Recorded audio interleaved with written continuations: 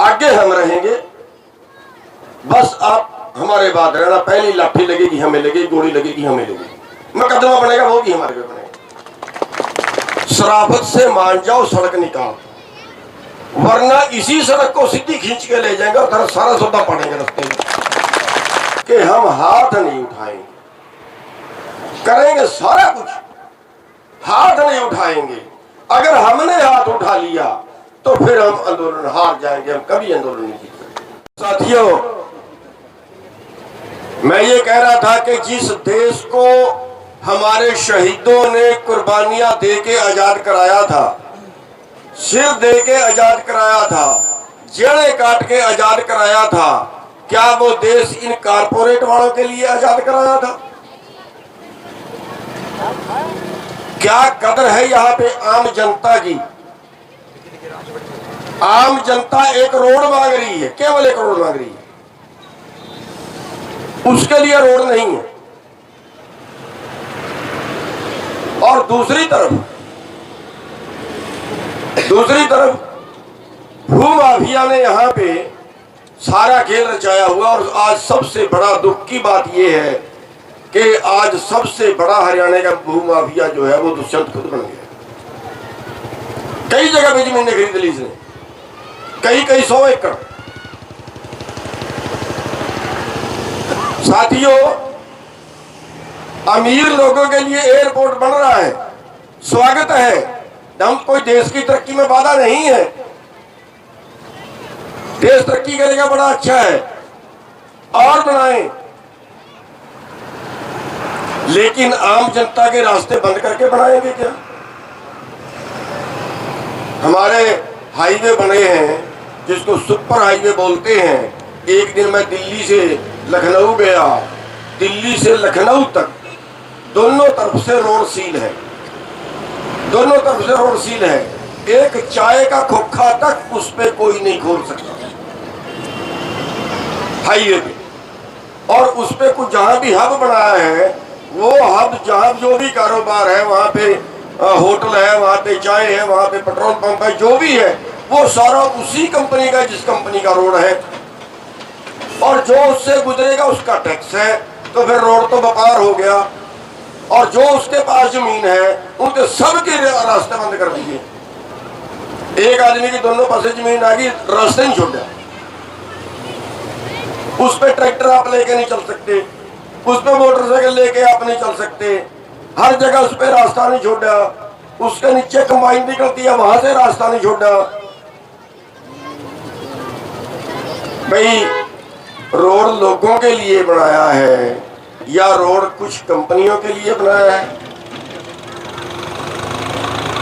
और वही हाल उन्होंने हर जगह करते हैं, यहां भी वही पोजीशन। तो साथियों, आंदोलन तो आप जीत जाओगे, लेकिन उसके लिए आपको 2 काम करने पड़ेंगे। उदाहरण देता हूं मैं, कोई भी लड़ाई कैसे जीतते हैं मैं उदाहरण देता हूं उसका। एक राजा पे किसी ने चढ़ाई कर दी, दूसरे राजा ने, तो उस राजा ने अपने कुल देवता को कहा कि रिक्वेस्ट की, ये कुल देवता आशीर्वाद दे हमें जीत का। दूसरे राजा ने चढ़ाई कर दी है, अब जंग लगना है, लड़ाई लगनी है, जीत का आशीर्वाद दे। और उस कुल देवता ने राजा के आगे शर्त रख दी कि मेरे को एक सिर चाहिए, एक बलि चाहिए। पहले आप एक सिर की बलि दे दो, एक आदमी की बलि दे दो, उसके बाद में आशीर्वाद दूंगा। राजा ने सभा बुला ली, और जब सभा बुला ली और ये बात रखी कि राजा ने चढ़ाई कर दी, कुल देवता ने आशीर्वाद देने के लिए, जीत का आशीर्वाद देने के लिए एक बलि मांगी है। आपकी सभा पंचायत इसलिए बुलाई गई है कि कोई एक आदमी अपनी मर्जी से अपनी बलि दे दे। एक 80 साल का बुजुर्ग उठा और उसने कहा, महाराज मैं तैयार हूं, मेरी बलि ले लीजिए। राज्य का जीतना जरूरी है, मेरी बलि ले लीजिए, मैं तैयार हूं। अब उसकी भावना देख के एक 50 साल का अधेड़ उठा, उसने कहा महाराज मेरी बेनती है कि ये जो 80 साल का बुजुर्ग है इसका बहुत तजर्बा है लड़ाइयों का, और लड़ाई में तजर्बे की जरूरत है। शक्ति से ज्यादा, ताकत से ज्यादा तजर्बे की जरूरत है लड़ाई के अंदर। और ये 80 साल का जो बुजुर्ग है इसकी बलि ना लीजिए, और मेरा तजर्बा भी बहुत कम है, मैं बलि देने के लिए तैयार हूं। तो वो बलि देने के लिए आगे आया और एक 18 साल का 20 साल का लड़का खड़ा हुआ। उसने कहा महाराज मेरी एक बेनती है, एक अनुरोध है कि जंग जीतने के लिए तजर्बा भी चाहिए, जंग जीतने के लिए ताकत भी चाहिए। ये जो 50 साल का आदमी है इसमें अभी लड़ने की ताकत भी है और इसका काफी तजर्बा भी हो चुका है, और मेरी तो उम्र अभी 20 साल है, मेरा कोई तजर्बा है नहीं, मैं तो तजर्बे में जीरो हूं। इसकी देश को जरूरत है, इसलिए मेरी बलि ले लीजिए, मैं तैयार हूं। और कुल देवता खुश हुआ। उसने कहा जहां का जवान भी, जहां का अधेड़ भी, जहां का बुजुर्ग भी बलिदान देने के लिए तैयार हो, वो देश, वो राज्य, एक लड़ाई तो क्या वो राज्य कोई लड़ाई नहीं हार। साथियों, अगर लड़ाई जीतनी है उसमें कुर्बानियां देनी पड़ेंगी। ये मत सोच लेना कि लड़ाई में पतासे बंटते हैं, लड़ाई में फूल बरसते हैं, लड़ाई में मुसीबतें आती हैं। आपके सामने है 750 लाशें आई हैं, 750 लाशें घरों को आई है पिछले आंदोलन के।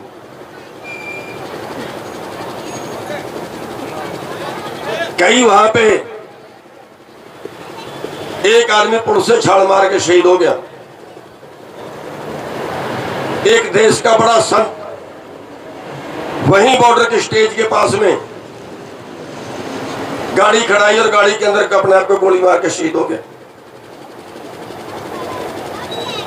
साथियों, कुर्बानियां देनी पड़ती हैं और कुर्बानियां कभी व्यर्थ नहीं जाती। हरियाणा के अंदर 50,000 लोगों पे मुकदमे दर्ज हुए, 50,000 लोगों पे। कितने लोगों के सिर पटे हैं लाठियों से, कितनी माताओं बहनों के सिर पटे हैं लाठियों से। देखते रहे वीडियो, आप जूझते रहे आप लोग। 100 से ज्यादा मुकदमे मेरे ऊपर दर्ज थे। कुर्बानियां देनी पड़ेंगी, और अगर आप कुर्बानियां देने के लिए तैयार हो तो दुनिया की कोई ताकत आपको नहीं हरा। एक बार हाथ खड़े करके बता दो यहां सीआईडी इंटेलिजेंस है कि आप कितने लोग कुर्बानियां देने के लिए तैयार। सुन ले, यहां सीआईडी इंटेलिजेंस होगी भाई। अब मैं दूसरा उदाहरण आपको देता हूं, दूसरा उदाहरण आपको देता हूं। एक बाबा था, महात्मा था, और वो महात्मा जब नाचता था तो बारिश होती थी। दिल्ली से जब अकाल पड़ता था, गांव वाले डेरे में जाते थे, महात्मा से रिक्वेस्ट करते थे कि बाबा जी बारिश करवाओ। वो उस मालिक को याद करता था और नाचना शुरू कर देता था और बारिश हो जाती। 4 लड़के शहर में पढ़ के, दिल्ली जैसे शहर में पढ़ के आए। उन्होंने कहा कि नाचने से बारिश नहीं होती तो पखंड है, नाचने से बारिश नहीं होती, और अगर नाचने से होती है तो फिर हमारे नाचने से हो जाएगी, फिर बाबे की क्या जरूरत पड़ेगी। अकाल पड़ गया, गांव वाले महात्मा के पास गए, वो लड़के भी चले गए और वो महात्मा को कहने लगे कि महात्मा जी आप रहने दीजिए, हम नाच के बारिश करवाएं। उन्होंने नाचना शुरू किया। कोई 2 घंटे नाचा, कोई 3 घंटे नाचा, कोई 4 घंटे नाचा, और आखिरकार वो थक गए, बैठ गए, बारिश नहीं। फिर उन्होंने कहा महात्मा अब तू करवा के दिखा। अब महात्मा ने नाचना शुरू किया। देर रात हो गई, 9 बज गए, 10 बज गए, 11 बज गए। आखिरकार बादल उठा, बारिश हुई, खूब बारिश हुई। अब उन लड़कों ने सवाल किया उस महात्मा से कि महात्मा जी ये बताइए, हमारे नाचने से बारिश क्यों नहीं हुई और तेरे नाचने से बारिश क्यों हुई? उस महात्मा ने जवाब दिया कि मैं दो तरह सोचता हूं। एक, मैं ये सोच के चलता हूं कि जब मैं नाचूंगा तो वो मालिक, वो परवरदिगार जरूर बख्शिश करेगा, बारिश जरूर होगी। मुझे उस पर विश्वास है, मैं उस पर विश्वास रख के।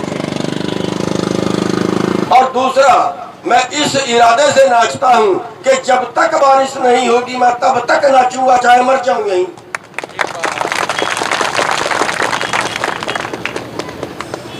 तो साथियों, आपने आंदोलन शुरू कर दिया।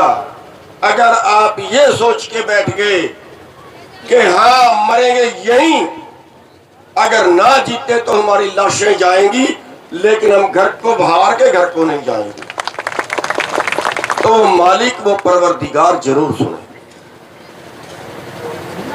साथियों, हम सरकार को ये जरूर बता देना चाहते हैं कि ये मसला 4 गांवों का मान के मत चले। गलतफहमी में ना रहे, गलतफहमी में ना रहे। हमारा भाईचारा है। अगर हिसार के भाइयों पे दिक्कत है तो यहां कुरुक्षेत्र के भाई भी आएंगे, उनकी मदद में पूरे हरियाणा के लोग आएंगे, हर कम्युनिटी से आएंगे, हर कम्युनिटी से आएंगे। और अगर कल कहीं अंबाला में मुसीबत, कहीं पानीपत में मुसीबत हो गई तो हिसार के भाई भी उनकी मदद में जरूर जाए। ये हमारा भाईचारा है। तो हम सरकार को बता देना चाहते हैं कि जो यहाँ के भाइयों की मांग है वो जल्दी मान जाए, अच्छा है। वैसे तो इस सरकार को आदत मारी है, ये 100 जूते भी खाते हैं और 100 गड्ढे भी खाते हैं।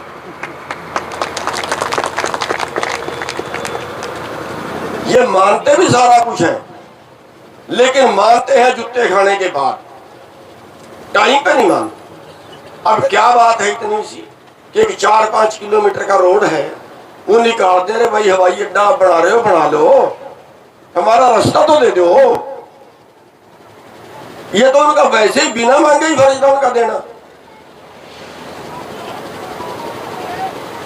तो सरकार मान जाए, शराफत से मान जाए। और वरना भाई देख, अगवानी तो कर रहे हो आप लोग, आप कोई तरीक रख ले, कोई टाइम रख ले, खूब टाइम दे सरकार को, 1 महीने का, 15 दिन का, जितने का देना दो भैया, इतने दिन का टाइम है। शराफत से मान जाओ, सड़क निकाल, वरना इसी सड़क को सीधी खींच के ले जाएंगे और सारा सौदा पड़ेंगे रास्ते में। और भाई टेंशन मत लेना, आपके आगे मैं आऊंगा, पीछे आप रहना। ये भी कोई बात नहीं है कि आप, कई बार तो कोई अगले ये होते हैं ना कि लोगों को आगे लगा के आप लीडर बनते हैं। आगे हम रहेंगे, बस आप हमारे बात रहना। पहली लाठी लगेगी हमें लगेगी, गोली लगेगी हमें लगेगी, मुकदमा बनेगा वो भी हमारे पे बनेगा। हाँ, बस एक बात है, एक बात आपने तय करके चलनी है, एक बात आपने मान के चलनी है कि हम हाथ नहीं उठाएंगे, करेंगे सारा कुछ, हाथ नहीं उठाएंगे। अगर हमने हाथ उठा लिया तो फिर हम आंदोलन हार जाएंगे, हम कभी आंदोलन नहीं जीत सकते। आपके सामने है, आपके सामने है। मैं हरियाणा का उदाहरण दे देता हूं। हरियाणा में अभी तक आंदोलनों में 32 आदमी मर चुके हैं। सतनाली कांड, मंडियाली कांड, कादमा कांड, कंडेला कांड, नीसन कांड, और जितने आंदोलनों में आदमी मरे वो तब मरे जब हमने हाथ उठा लिया, तब पुलिस ने गोली चला दी। और आदमी मरने के बाद आंदोलन चारों खाने छी। आपके सामने जाट आंदोलन देख लीजिए, जहां आदमी मरे आंदोलन चारों खाने चित, महीने बाद आंदोलन खत्म हो जाए। आप सिरसे वाले का देख लीजिए, 30-32 आदमी नहीं क्या मरे, आप जेल में, सजा भी हुई। जहां हमने हाथ उठा लिया वहां हम कोई आंदोलन नहीं जीतेंगे। हाँ, पुलिस लाठीचार्ज करती है, पुलिस पानी मारती है, पुलिस गोली मारती है, भागेंगे नहीं, भागेंगे नहीं। हम देखेंगे उनकी लाठियों में कितनी ताकत है। लेट जाएंगे, आगे मारिए, 100 मारो, 50 मारो, सिर फाड़ो, हड्डियां तोड़ो, खाएंगे। बस यही एक आंदोलन होता है। जब वो हमारे ऊपर जुल्म करेंगे, जब वो हमारे नेताओं के ऊपर अत्याचार करेंगे, तो पूरे देश की आत्मा जागेगी, पूरे देश के लोग जागेंगे और पूरे देश के लोग आपके समर्थन में खड़े होंगे।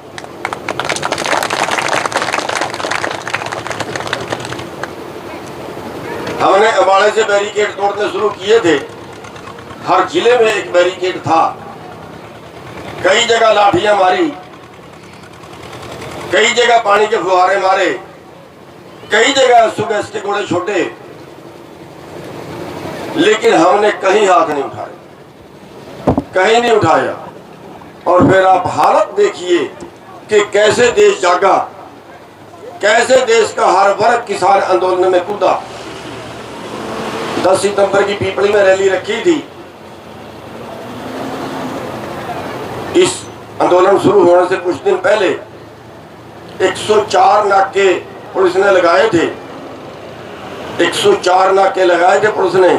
सारे के सारे नाके तोड़ के लोग पीपली पहुंच गए थे। कई जगह पे लठ मारे, कईयों के सिर फाड़े, कईयों पे मुकदमे दर्ज किए। एक ही दिन के 22 मुकदमे दर्ज थे, 307 जेल में पड़ेंगे। लेकिन उसका रिजल्ट आपके सामने है कि पूरा देश जागा और मोदी का नाक रगड़वा दिया। जो देश का सबसे खूंखार आदमी को आता है, उस आदमी को माफी मांगनी है। तो साथियों, आंदोलन में जुल्म सहने पड़ेंगे। अगर जुल्म सहोगे तो आंदोलन जीतोगे, अगर जुल्म करोगे तो आंदोलन हारोगे। तो साथियों, पूरा हरियाणा आपके साथ खड़ेगा, हमारा पूरा संगठन आपके साथ खड़ेगा। नेतृत्व आप करोगे, हम आपकी हेल्प करेंगे, आपके आगे होके करेंगे। और जब भी जरूरत हो, मेरा कई बार बाहर टाइम होता है दूसरे प्रदेशों में, हमारे बाद भी अगर जरूरत पड़े तो हमारी यहाँ की पूरी टीम, हिसार की, हमारे प्रदेश अध्यक्ष करम सिंह जी बैठे हैं, जो आपके सामने पहले बोल के गए हैं, सब आपके साथ में आएंगे। यहाँ जरूरत पड़े यहाँ, और कहीं और जरूरत पड़े, भाई जुल्म यहाँ पे हो रहा है और दूसरे जिले में कहीं प्रदर्शन करना है यहाँ के समर्थन में, वो भी करेंगे। तो साथियों, और मैं दूसरा, हमारे सरपंच साहब भी यहाँ बैठे हैं, ब्लॉक के अध्यक्ष सरपंचों के, इनका भी हमने समर्थन किया है। और वो भी सरकार जो है, वो जो असली सरकार है, सरपंच उनके साथ टकरारी है, और उनके भी हम पहले समर्थन कर चुके हैं। और भी जहां सरपंचों को जरूरत पड़े वहां उनके साथ में खड़ेंगे। लेकिन एक मैं सरपंचों से रिक्वेस्ट ये करूंगा कि इस इलाके के सारे सरपंच, पूरे जिले की पंचायत सरपंच, वो इकट्ठे हो जाएं और वो इकट्ठे होके भी इस धरने का समर्थन करें। और जहां जरूरत पड़े अपने गांवों से ट्रैलियां लेके, अपने गांवों से बसें लेके, अपने गांवों से गाड़ियां लेके, पैदल, मोटरसाइकिलों में, जैसे भी हो, यहाँ आके इन भाइयों का समर्थन करें। तो साथियों, मैं ज़्यादा लंबा ना बोलता हुआ बस सरकार को अपने संगठन की तरफ से एक चेतावनी देना चाहता हूँ कि यहाँ जो भी इंटेलिजेंस, जो भी सीआईडी यहाँ है, वो अपनी रिपोर्ट पहुँचा दे कि ये मामला अगर तूल पकड़ गया, ये मामला अगर पूरे हरियाणा में फैल गया, अगर सरकार ने किसी तरह का यहाँ पे अत्याचार, यहाँ पे जुल्म किया, तो फिर सरकार के लिए और भारी पड़ जाएगा। और ये मत सरकार भड़के में मत रहे कि हम ऐसे जैसे वहाँ पे 12.5 महीने बैठे रहे, हम 12.5 महीने यहाँ बैठेंगे और तुम एयरपोर्ट बनाते रहना, ऐसे चक्कर में मत रहना। तुम्हारा अगर हमारी सड़क नहीं बनेगी, तुम्हारा एयरपोर्ट भी नहीं बनेगा। लाठियां मारना, गोलियां मारना, अपना इंतजाम रखना, जो कर सकते हो कर लेना। हम खाने के लिए आएंगे, मारेंगे नहीं, लेकिन अपनी बात मनवाएंगे और आप लोग तकड़े रहिए। और मैं धन्यवाद एक बार फिर करूंगा हमारी माताओं का, हमारी बहनों का, हमारे पूरे भाइयों का, बुजुर्गों का, बच्चों का, कि आप जो है बड़ा दमदार एरिया है आपका। और हमारी माताएं, हमारी बहनें, उनका धन्यवाद इसलिए करूंगा कि ये इस इलाके में शेर पैदा करती है। आपका धन्यवाद है। और एक बार आपका धन्यवाद इसलिए भी करना चाहूंगा कि आपने इतना सम्मान दिया, इतना मान दिया। बहुत बहुत धन्यवाद।